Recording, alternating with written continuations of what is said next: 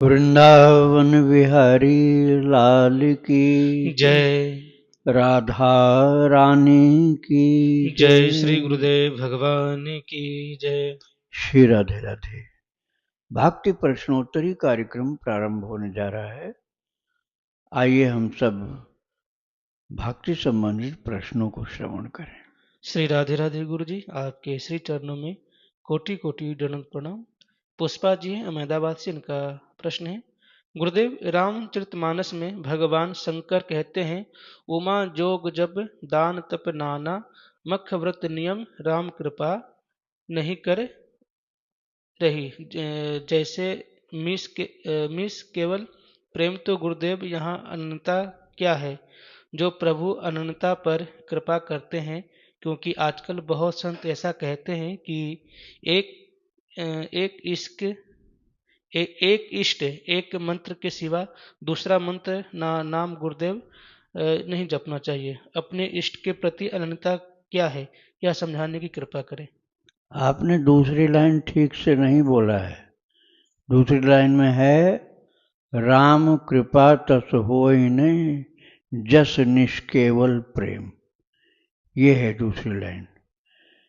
तात्पर्य यह है कि जितने अन्य साधन हैं, उमा अर्थात पार्वती, जितने अन्य साधन हैं, योग तप जप और बहुत प्रकार के यज्ञ, बहुत प्रकार की साधनाएं, उनके द्वारा उतना आनंद लाभ नहीं मिलता, कृपा नहीं होती। जस निष्केवल प्रेम, जितना कि निष्केवल अर्थात निरहेतुक, केवल शुद्ध भगवत प्रेम, जहाँ अन्य किसी का महात्म्य नहीं है, केवल प्रेम का ही महात्म्य है, जो महाप्रभु गौरांग जी कहते हैं। आजकल मैं गौरांग जी का चरित्र सुना रहा हूँ YouTube पर, तो उसको आप सावधानी से श्रवण करेंगे तो यही तथ्य वहाँ पर निरूपण किया गया है कि प्रेम के बराबर कुछ नहीं है, अन्य सब साधन उससे छोटे पड़ जाते हैं। तो यहाँ प्रेम का महात्म्य बताया गया है। किसी की उपेक्षा नहीं की गई है, बल्कि ये कहा गया प्रेम सर्वोपरि है और साधनाएं उससे नीचे की हैं। तो आपको जो प्रेम मिल जाए तो आप साधनाएं अपने आप छूट जाती हैं। अब आप ये समझिए, अभी उत्सव जो बीता है गीता जयंती, तो उसमें हमने श्री गया प्रसाद जी के चरित्र की कुछ बातें सुनाई थी, जो आजकल में YouTube पर आ जाएगा। बड़ा नियम था उनका, 3 काल संध्या, त्रिकाल संध्या करते थे और बहुत मौन रखते थे। गंगा स्नान का नियम था, रामायण पाठ का नियम था, भागवत पाठ का नियम था, गीता जी के पाठ का नियम था, वो लगातार चलता ही रहता था। लेकिन उसमें मैं उन्हें उस दिन सुनाया था कि कन्हैया ने जब उनकी छाती में एक फूल मार दिया, वो चरित्र विस्तार से आने वाला 1-2 दिन में सुनेंगे आप, सब भूल गए, वो सब साधनाएं भूल गए, बस केवल एक चीज रह गया, रोते रहना, रात दिन रोते रहना, रात दिन रोते रहना। किसी की, उनके 2 बच्चे थे, एक लड़की एक लड़का, सबको भूल गए, बच्चों को भी याद नहीं उनको, अपने शरीर तक याद नहीं, यहाँ तक कि नहाना धोना भी भूल गए, शौच जाना भूल गए, टट्टी पेशाब करना भूल गए, खाना पीना भूल गए। ये जो दशा होती है ना, ये बहुत ही ऊंची बात होती है, परमहंस की अवस्था बोलते हैं। तो उस दशा का जो प्रेम होता है, उसके बराबर कोई साधना नहीं होती। श्री राधे राधे।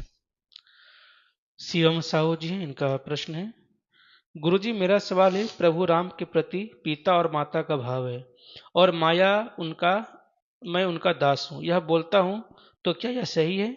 हमें उनकी भक्ति कैसी करनी चाहिए? कैसे उनके प्रति मेरा प्रेम बढ़े, निष्काम हो? महाराज जी कृपा मार्गदर्शन करें, सिद्धार्थ पर बहुत कृपा होगी। हाँ, बहुत अच्छा भाव है आपका। हनुमान जी का भाव समझिए, आपका हनुमान जी वाला भाव। निष्कामता तब होती है ना, जब डिमांड धीरे धीरे कम की जाए, थोड़े में गुजारा कर लिया जाए, सुविधाएं कम चाहिए, वैरायटीज हमको ज़्यादा नहीं चाहिए खान पान की, चटोरापन छोड़ना पड़ेगा। और बहुत ज़्यादा सांसारिक संगति रिश्तेदारी निभाना, बारात में जाना, शादी में जाना, ये सब बहुत बाधक है। ऐसे जो जाता रहता है ना खाने पीने के चक्कर में, वो बारात में जाना, वो भक्ति नहीं कर सकता। तो बहिरंगता का त्याग करने पर यह अंतरंगता प्राप्त होती है, और तभी ये निष्काम प्रेम की बात समझ में आना शुरू होती है। श्री राधे राधे। इनका दूसरा प्रश्न है, महाराज जी, विनय पत्रिका पढ़ने से भगवान राम की कृपा जैसे नाम जप से जो प्राप्त होता है, क्या उसी तरह विनय पत्रिका पढ़ने से भी भक्ति में आगे बढ़ा जा सकता है? कुछ समय निकल के बाकी समय नाम जप और भगवान और भक्तों का चरित्र आपके आशीर्वाद से थोड़ा थोड़ा चल रहा है, और यह भगवान को खुश करने के लिए पढ़ सकते हैं, और एक दिन में कितना पढ़ना चाहिए और कितना पद पढ़ना चाहिए, और जिस तरह भगवान राम को रामचरितमानस से प्रिय है, उसी तरह हमने सुना है कि विनय पत्रिका भगवान राम ने स्वयं हस्ताक्षर किए थे। तो विनय पत्रिका के विस्तार से मार्गदर्शन करने की कृपा करें, बड़ी कृपा होगी। श्री राधे राधे। विनय पत्रिका का तात्पर्य है पत्र, भगवान के लिए लिखा गया पत्र जिसमें विनती अपनी की गई है। तो उसमें ज़्यादा पढ़ने, जैसे नाम जप तो आप ज़्यादा करोगे तो अच्छा है, लेकिन प्रेम से जो नाम जप किया जाए तो थोड़े में ही कल्याण हो जाता है, थोड़े में ही कल्याण हो जाता है। मैंने रामहर्षण दास जी का दर्शन किया था, 4-5 राम राम बोलते बोलते रोना चालू हो जाता था। तो ज़्यादा कर ही नहीं पाते थे, लेकिन वो ज़्यादा का परिणाम अब मिला था उनको। ठीक है, तो पहले तो ज़्यादा ही करना पड़ेगा। तो विनय पत्रिका में आप ज़्यादा के चक्कर में क्या करोगे, जब आप पढ़ते चले जाओ, अरे ऐसी जल्दी का ऑफिस पहुंचना है इसलिए इसको पूरा करना, तो ध्यान ऑफिस का रहता है, ध्यान स्कूल का, ऑफिस का, जहाँ आपको जाना वहाँ का रहता है। इससे अच्छा केवल एक पद पढ़ो, विनय पत्रिका का एक पद पढ़ो। यदि आपको पढ़ना है तो एक पद पढ़िए, अर्थ सहित पढ़िए, समझ के पढ़िए, एक एक शब्द का भाव समझिए, एक पद पढ़ करके प्रणाम कर लीजिए। उसके बाद नाम जप करिए, भक्त चरित सुनिए। बहुत सारा पढ़ने पर फिर भूल भी तो जाओगे, पहले क्या पढ़ा था सब भूल जाएगा। तो एक पद पढ़िए भावपूर्वक, स्मरण पूर्वक। राधे राधे। महाराष्ट्र से गुरु जिनका प्रश्न है, जन्म मृत्यु और विवाह पहले से निश्चित होते हैं, ऐसा मैंने सुना है। तो मेरा प्रश्न है कि मेरी बेटी की विवाह की चिंता सता रही है मुझे, और मेरा मन भक्ति में लग नहीं रहा है, लेकिन मेरे को यह समझ हो गया कि उसका जहाँ होनी है विवाह वहाँ होके ही रहेगी, तो मैं क्यों चिंता करूं? ऐसे में मन को समझाती हूँ, तो क्या यह ठीक है? और क्या भक्ति में ऐसे लगा जा सकता है? बिल्कुल बहुत सही है, थोड़ा सा और बढ़ाना होगा इसमें कि वो भगवान के चरणों में उस चिंता को अर्पण कर देना होगा कि आज मैंने आपके भरोसे छोड़ दिया इस चिंता को, अब आपकी लड़की, आप जानो जो करना है। फिर लेकिन चिंता नहीं करोगे तभी विश्वास माना जाएगा। अब भगवान की अर्पण भी कर दिया और फिर चिंता से मरे भी जा रहे हो, तो इसका मतलब भगवान पर भरोसा नहीं है, अपनी चिंता पर भरोसा आपको है। नरसिंह मेहता को याद करना चाहिए इस बात पर।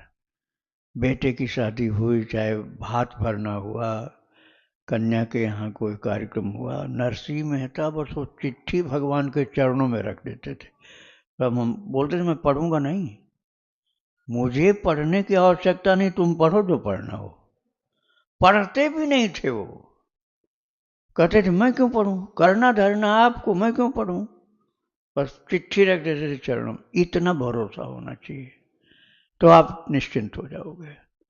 तो बिल्कुल सत्य बात है, वो जितने बच्चे जहाँ जिनको जिनको जन्म लेना है, जिनके द्वारा भगवान को कुछ काम कराना है, वो बच्चे जन्म लेंगे, उसी को तो माता पिता बनाएंगे जिसके लिए पूर्व निर्धारित किया जा चुका है।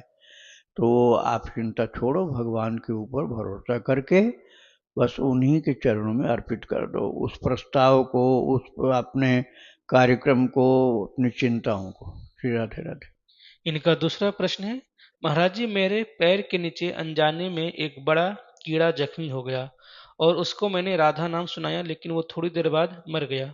मुझे बहुत ही दुख हो गया। मैं भगवान को रोज कर्म समर्पित करती हूँ, तो क्या मुझे क्या करना चाहिए था उस समय? प्रार्थना कैसे करूँ? कर्म समर्पित कैसे करूँ? दिन भर उसको सुनाया, फिर भी वह मर गया। उस दिन का कर्म कैसा करूँ? कृपया मुझे मार्गदर्शन करें। मुझे क्या बोलना चाहिए ऐसे समय पर? दृष्टिपूतं न्यसेत् पादं वस्त्रपूतं जलं पिबेत् सत्यपूतं वदेद वाक्यम मनःपूतं समाचरेत। दृष्टिपूतं न्यसेत् पादम, आंख से ठीक से देखकर तब अगला पैर रखना चाहिए। पैदल चल रहे हो तो इसका ध्यान, गाड़ी चला रहे हो तब भी ध्यान करना पड़ेगा। कोई जीव जंतु तो नहीं मरने जा रहा है, तो बचाना होगा उसको, ये तो सावधानी करनी है। लेकिन फिर भी कोई ऐसी घटना हो गई जो टाले नहीं टल पाई, तो आपने जो किया वो अच्छा किया है। उस कीड़ा के घायल होने पर उसके मृत्यु के टाइम तक आप उसको भगवान नाम सुनाते रहे। अच्छा किया आपने, बहुत अच्छा किया। भगवान नाम सुनाओ, चाहे गीता जी का पाठ सुनाओ, ये बड़ा कल्याणकारी हुआ। लेकिन पहले सावधानी करना और जरूरी होता है। श्री राधे राधे। वंदना जी, इनका प्रश्न है, महाराज जी, मैं आपके द्वारा भक्त चरतावली सुनती हूँ। कृपया मुझे हरिदास संप्रदाय से संबंधित भक्तों के नाम बताएं जो कि भक्ति आश्रम चैनल पर सुन सकती हूँ। मैंने रसिक देव महाराज जी की चरतावली सुनी थी।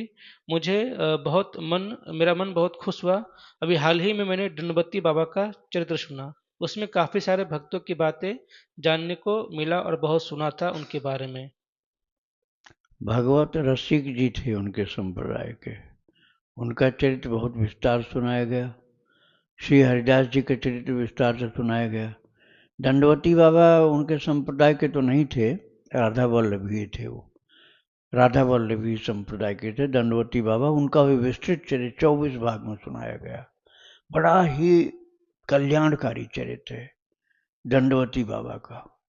इतना उद्यमी, इतना उच्च कोटि का साधक, 15 साल की अवस्था में दीक्षा हुई थी, वैराग्य दीक्षा। 15 साल का बालक, सोचो, वैराग्य दीक्षा। और उनको आदेश मिला झाड़ी वाले नागा बाबा का। उनको उन्होंने अपने आवाज प्रकट करके कहा 365 दंडवती, मतलब एक जगह 365 बार दंडवत करना। खड़े हो फिर दंडवत कर, खड़े हो फिर दंडवत कर, खड़े हो फिर करो, 365 बार एक जगह। इतना करने के बाद तब अगली जगह आप सरकोगे। ऐसे गोवर्धन की करो। और गोवर्धन की तो कर ही लिया उन्होंने। बहुत लंबा टाइम लगा था, और कितना 16 वर्ष ऐसे कुछ लगे थे। फिर उसके बाद उन्होंने सोचा बरसाना की भी करेंगे, बरसाना की भी कर लिया। इसी प्रकार से फिर इसके बाद वृंदावन की करने में उम्र ज़्यादा हो गई थी उनकी, हार्ट की प्रॉब्लम हो गई, अटल्ला चुंगी पर रुक गए, आगे नहीं बढ़ पा रहे थे, हार्ट वाली डिजीज हो गई। लेकिन उसके बाद कुछ दिन में जब थोड़ा आराम मिला तो फिर चालू कर दिया। और परिक्रमा वृंदावन की भी 365 दंडवती इसी तरह जैसे बताया था कर लिया। बड़ा अद्भुत सामर्थ्य, भगवान की कृपा और त्रिकालज्ञता और बहुत सारी उपलब्धियां उनको हो गई थी। और वो चरित्र आप सुनेंगे तब आपको पता चलेगा। तो ये बड़ा अच्छा है कि आप संतों का चरित्र, किसी संप्रदाय के चक्कर में मत पड़ो। मेरी प्रार्थना यही कि सब संप्रदाय अच्छे, कोई संप्रदाय खराब नहीं। जो भगवान की भक्ति में लगे हैं, अर्थात जो वैष्णव हैं, वो सब संप्रदाय अच्छे हैं। चाहे रामानुजाचार्य हों, चाहे रामानंद जी हों, चाहे माधव गौड़ी हों, चाहे वल्लभाचार्य जी का हो, वारकरी हो, और निम्बारकाचार्य जी का संप्रदाय हो, चाहे राधा वल्लभी हो, हरिदासी हो, ये सब संप्रदाय भगवान की भक्ति की ओर ले जाते हैं। ये सब कल्याणकारी। मैंने सबका संत चरित्र सुनाया है, हर संप्रदाय के संतों का चरित्र सुनाया, बहुत विस्तार के साथ। और सुनाया क्या, ठाकुर जी ने मुझसे सुनवाया है। कई हजार संतों का चरित्र सुनाया गया है। मैंने किसी समय भी किसी को ये संप्रदाय छोटा है, ये बड़ा, ऐसा करके नहीं सुनाया। अरे जिसको भगवान अपना रहे हैं वो सब बड़े ही हैं, छोटे का एक। राधे राधे। इनका दूसरा प्रश्न है, महाराज जी, आपने एक संत के बारे में बताया था जो प्रभु राम जी को अपना शिष्य मानते थे। उनका नाम बताने की कृपा करें जिससे कि मैं उस भक्त चरित्र को भी सुन सकूं। उनका नाम है उमापति मिश्र। उमापति मिश्र जी की चरितावली भक्ति आश्रम, इतना डालना पड़ेगा। उमापति मिश्र जी की चरितावली भक्ति आश्रम। महाराज राम लक्ष्मण उनको दंडवत प्रणाम करते थे सरयू जी की रेती में। अयोध्या जी में थे वो अपनी पहनी हुई माला कनक भवन पहनाते थे। नए पुजारी, मैं पूरा चरित्र सुनाया हूँ। झंझट की थी तो भगवान ने गुरु का पक्ष ले लिया था, हनुमान जी ने सिर झुका लिया। आज तक वहां पर प्रमाण है उनके। तो भाव कितना सच्चा होगा, अब आप इस बात को समझिए। अब मैं उसका सच्चाई की परख की बात बता रहा हूं कि एक राजा ने उनको बुलाया था, कितनी लाख अशर्फियां देने के लिए। वो लाख मतलब कई लाख था, कई लाख अशर्फी सोने की क्वाइंस होते हैं वो, कि इतने लाख हम अशर्फी देंगे, हमारे राजभवन का शिलान्यास आपके हाथ से होना है। तो उमापति मिश्र जी ने कहा, मेरा शिष्य राम है, अब मैं और किसी के दरवाजे नहीं जा सकता हूं, चाहे कुछ भी कोई दे। मुझे नहीं जाना किसी के दरवाजे। मेरा शिष्य जब राम है तो मैं और अरे गहरे के सामने क्यों जाऊं? पैसे की लालच में मैं नहीं जाने वाला। मैं अपने शिष्य को ही केवल जानता हूं, दूसरे को नहीं जानता हूं, तो वही कितना भी बड़ा धनवान हो। नहीं गए वो। ऐसी निष्ठा थी। निष्ठा होनी चाहिए पक्की। श्री राधे राधे। राजकोट से गुरु जी, इनका प्रश्न है, गुरु कृपा से सहचर्य उपासना के मार्ग में चल रहे हैं, फिर भी कभी वात्सल्य का भाव प्रकट होता है तो कभी सखा भाव प्रकट होता है, ये क्या स्थिति है? ये खराब नहीं है।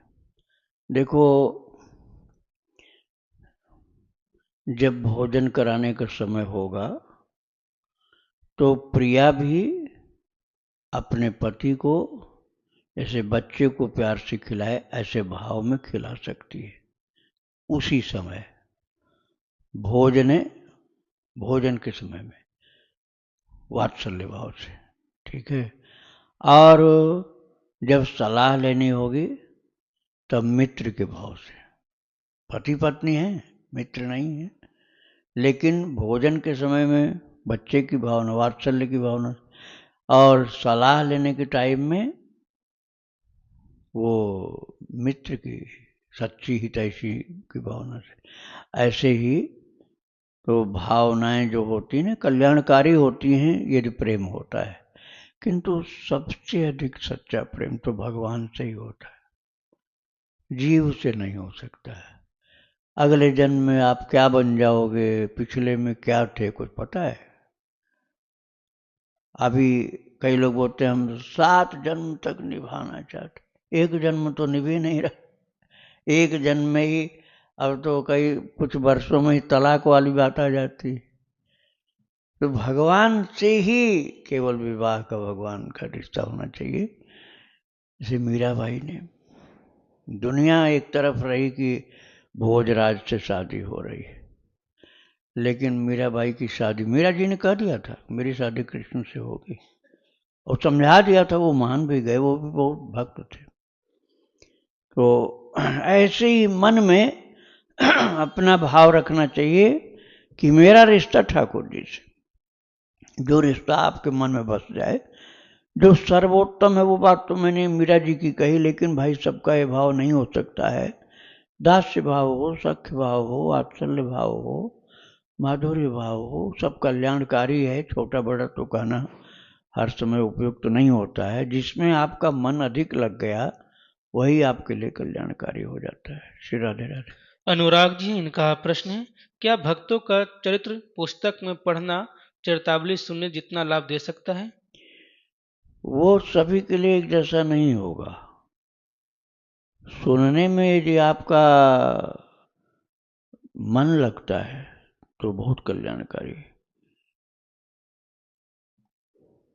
और भागवत में भी लिखा, रामायण में भी लिखा, और गीता जी में भी लिखा कि श्रुतम हरति पापानि, श्रवण करने से कल्याण, श्रवण मंगलम, गीता जी में लिखा हुआ। और गीता नहीं, भागवत जी के गोपी गीत में लिखा हुआ। तो यदि श्रवण में आपका अच्छा भाव है, सुनते हो कल्याणकारी, नहीं तो आपको अध्ययन प्रिय है यदि, तो आप उसको सब अच्छे भाव से अध्ययन करिए। वो मत करना कि इसमें क्या कमी रह गई ये देखना, बहुत गलत हो जाएगा। अरे जिनको भगवान ने सामर्थ्य दिया उन्होंने वो लिखा है, कमी मत ढूंढना। आपको पसंद नहीं हो तो उसको न पढ़ के दूसरा पढ़ना। भक्त चरित परम कल्याणकारी। राधे राधे। बरेली सिंह गुरुजी, इनका प्रश्न है, गुरुजी मैं 46 वर्षीय अविवाहित हूँ, परिवार के साथ रहता हूँ, भक्त चरतावली का नित्य श्रवण करता हूँ, घर पर ही ठाकुर सेवा करता हूँ, मैंने अभी कहीं दीक्षा नहीं ली है, साथ ही साथ राधा नाम का जाप अधिक आलस्य रहते होकर करता हूँ। गुरुजी स्वप्न में देवराहा बाबा 1 साल पहले आए और बोले तुम सही मार्ग पर चल रहे हो और तुम्हारी उच्च स्थिति है। उनके श्री मुख से ऐसा सुनने पर इसका मुझे तनिक भी अहम नहीं हुआ। नाम जब से मेरा अहम गलित होता जा रहा है। कल रात फिर देवराहा बाबा स्वप्न में आए। मैंने दंडवत प्रणाम किया और कहा समस्त प्राणियों का कल्याण करें प्रभु, और हरे राम राम राम हरे हरे, हरे कृष्ण कृष्ण कृष्ण मंत्र जपने को करने लगा। तो क्या देवराहा बाबा को अपना गुरु रूप में स्वीकार, दीक्षा गुरु रूप में स्वीकार कर सकता हूँ और महामंत्र को उनके द्वारा दिया गया मंत्र मान लूं? हाँ, आपकी श्रद्धा यदि है तो आप कर सकते हैं ऐसा, क्योंकि महान योगी थे। मैं तो उनकी जमात में भी रहा हूँ। अखंड श्री राम ज्योति नाम की जमात थी, उसमें मैं 10 महीना प्रवचन भी किया हूँ। मैंने गीता प्रवचन किया था उनके जमात में रहकर। और दर्शन तो मैंने पता नहीं कितनी बार किया, गिनती नहीं है। तो वो एक महान योगी थे, महान भक्त थे और सिद्ध महापुरुष। उनका स्वप्न में आगमन कल्याणकारी है। आपका भाव हो तो आप उनको गुरु मान सकते हैं। राधे राधे। सुनील जी हैं, इनका प्रश्न है, क्या मैं जो गुरु द्वारा दीक्षित नाम मुझे प्राप्त हुआ है वह जाप करते समय मैं अपने सामने एक आसन पर छोटे से पंचमुखी हनुमान जी की मूर्ति रखता हूँ, एक दिया जलाता हूँ और गुड़ और चना उनके आगे रखकर मैं गुरु मंत्र का जाप करता हूँ। मुझे यह जानना है कि जब मैं मूर्ति सामने रखता हूँ और उसको हटाता हूँ तो हटाते समय मुझे क्या करना चाहिए? कोई स्वीकृति भगवान से लेनी चाहिए? क्या बोलकर मूर्ति रखनी और क्या बोलकर मूर्ति को वापस मंदिर में रखनी चाहिए? मंत्र की आवश्यकता नहीं होती, भाव की आवश्यकता होती है। आप प्रेम से बिठाओ प्रार्थना करके, ऐसे प्रेम से प्रार्थना करके उठाना चाहिए। आप मंत्रों के चक्कर मत पड़ना, मंत्र में अशुद्ध उच्चारण भी हो जाएगा, भाव नहीं बना तो दोष भी लगेगा। इसलिए अपने ठाकुर जी का नाम प्रेम से गाते हुए उठा लो, भगवान का नाम गाते हुए प्रेम से उठा लो, सिर झुका करके। राधे राधे। इनका दूसरा प्रश्न है, महाराज जी मेरी गुरु दीक्षा हो रखी है तो मुझे ऐसा क्या करना चाहिए जिससे कि मैं गुरु अपराध और नाम अपराध से बच सकूं? संतों के अंदर दोष देखना बंद करो, संप्रदायों का दोष नहीं देखना, अपने सद्गुणों को मत देखो, दूसरे के सद्गुण देखो, अपने अवगुण देखो। ऐसे भक्तों का चरित्र सुनने से धीरे धीरे पता चल जाएगा क्या सावधानी करनी चाहिए। राधे राधे। प्रीति लता जी, इनका प्रश्न है, गुरुजी मैं एक स्कूल में टीचर हूँ लेकिन मेरे स्कूल में मेरे घर से लगभग 140 किलोमीटर दूरी है। मैं लगभग प्रतिदिन घर से स्कूल जाने के लिए 4.5 से 5 घंटे मुझे लगते हैं। इसलिए कभी-कभी स्कूल में उपस्थिति होने में लेट हो जाती हूँ। तो लेट होने के कारण मेरे स्कूल के जो हेड टीचर्स हैं और सभी सहकर्मी मिलकर न्यूज़ पोर्टल पर बुलाकर झूठ-मूठ का न्यूज़ वायरल किया। उन टीचरों ने कभी-कभी स्कूल में उपस्थित होने में विलम्ब करते हैं, पर मैं ऐसा कुछ भी नहीं करती हूँ। मेरी शिक्षा विभाग में मुझे ट्रांसफ़र देने के लिए कई बार आवेदन भी किया लेकिन ट्रांसफ़र नहीं देते हैं। वहाँ को भगवान को प्रार्थना करती हूँ, हरे कृष्ण महामंत्र का जाप करती हूँ और मैं इस दुख का अंत कब होगा यह जानना चाहती हूँ। हे गुरुदेव, नौकरी छोड़कर मैं वृंदावन जाना चाहती हूँ। मैं इतनी पापी हूँ, लेकिन दोनों बेटी के लिए नहीं जा सकती। आप देखो, भगवान पर भरोसा करो यदि, तो भगवान का नाम जप करो, भक्तों का चरित्र सुनो, कोई पाठ जो आपको ज़्यादा प्रिय लगता हो, जैसे राम रक्षा स्तोत्र का पाठ, राम रक्षा स्तोत्र का पाठ कर लीजिए, या नारायण कवच का, या गजेंद्र मोक्ष का, इनमें से जिसमें आपकी श्रद्धा ज़्यादा हो वो करिए और भगवान पर विश्वास करिए। और यदि संभव हो तो स्कूल के निकट में निवास कर लीजिए, तो ये झंझट दूर हो जाएगी। इतनी दूर काहे के लिए 150 किलोमीटर जाना, 150 किलोमीटर आना, 300 किलोमीटर की दौड़ लगाना, ये तो एक ड्यूटी से भी ज़्यादा काम हो गया। इससे अच्छा वहाँ किराए कमरा लेकर के वहाँ रहो, तो इसमें सब सही हो जाएगा, सारी गड़बड़ियाँ ठीक हो जाएंगी। यदि ये नहीं कर सकते हो तो भगवान से प्रार्थना करो, फिर वही समाधान कुछ ढूंढेंगे। राधे राधे। माधवी जी दिल्ली से, इनका प्रश्न है, गुरुदेव, क्या किसी भी मंत्र के पहले ओम लगाने से क्या उसका महत्व बढ़ जाता है? नहीं, ऐसा नहीं होता। जिस मंत्र में ओमकार लगा हुआ है उसी में लगाना चाहिए। अब किसी मंत्र में ओमकार नहीं लगाया गया है, ऋषि की ओर से नहीं लगाया गया, उस मंत्र का जो ऋषि उन्होंने ओम नहीं लगाया, तो आपको ओम लगाने की आवश्यक नहीं होता। हाँ, आप चाहो तो लगा सकते हो, लेकिन आवश्यक नहीं होता है। राधे राधे। इनका दूसरा प्रश्न है, गुरुदेव, आपने जो कृष्ण मंत्र मुझे दिया है उसके आगे ओम लगाकर जाप कर सकते हैं? नहीं, मंत्र में ओम नहीं लगा है तो आवश्यक नहीं है। आप चाहो तो भले लगाओ, लेकिन वो आवश्यक नहीं होता है। राधे राधे। इनका आखिरी प्रश्न है, क्या दीक्षा लेते समय आपको अपने प्रभु के प्रति भाव बताना आवश्यक है? क्योंकि आपने दीक्षा के समय भाव नहीं पूछा था। क्या भाव के अनुसार मंत्र दिया जाता है? मेरा कांता भाव है, क्या इसी मंत्र से मुझे कांता भाव की प्राप्ति हो जाएगी? क्योंकि प्रेमानंद जी ने सत्संग में कहा था कि हर भाव के लिए अलग अलग मंत्र होता है। कृपया मेरी दुविधा खत्म कीजिए, क्योंकि जब तक संशय रहेगा मंत्र में मन नहीं लगेगा। नहीं, भाव आपके अंदर होता है, मंत्र में नहीं होता है। भाव आपके अंदर होता है, आपकी थिंकिंग में होता है, आपका विचार में, भावना में होता है। भाव जो है आपके अपने चिंतन में होता है। मंत्र में तो पहली बात, अधिकतर तो लोग मंत्र का अर्थ जानते ही नहीं। और मंत्र जो होता है, मान लो कुछ कोई ऐसा बता भी दे और आपकी श्रद्धा कमजोर है तो लाभ नहीं मिलेगा।